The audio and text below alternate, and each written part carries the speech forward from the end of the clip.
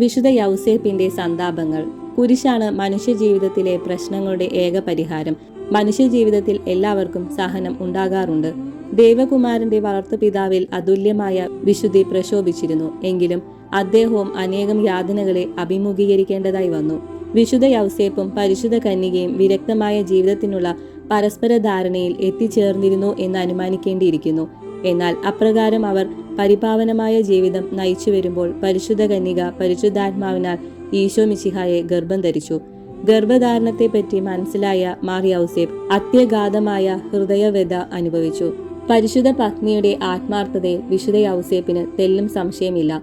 പക്ഷേ പ്രകൃതിതീതമായ ആ രഹസ്യം അഗ്രാഹ്യവുമാണ്.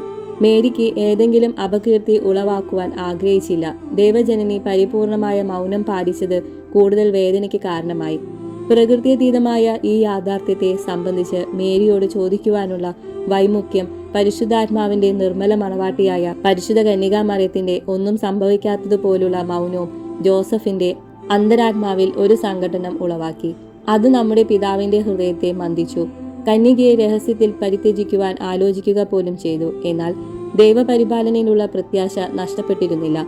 അതിനാൽ ദേവദൂതൻ പ്രത്യക്ഷപ്പെട്ട് പരിശുദ്ധ കന്യക പരിശുദ്ധാത്മാവിനാലാണ് ഗർഭിണിയായിരിക്കുന്നത് എന്നുള്ള രഹസ്യം വെളിപ്പെടുത്തി കൊടുത്തു. അപ്പോൾ അദ്ദേഹത്തിന് സീമാതീതമായ സന്തോഷം അനുഭവപ്പെട്ടു. റോമ ചക്രവർത്തിയായിരുന്ന അഗസ്റ്റസ് സീസറിന്റെ കൽപ്പനയനുസരിച്ച് വിശുദ്ധ യൗസേപ്പും മേരിയും ബത്ലഹേമിലേക്ക് യാത്ര കഴിച്ചു. പൂർണ്ണ ഗർഭിണിയായ മറിയം സുദീർഘവും ക്ലേശഭൂയിഷ്ടവുമായ യാത്ര കഴിക്കേണ്ടി വന്നതിൽ മാർ യൗസേപ്പിന് ഖേദമുണ്ടായിരുന്നു.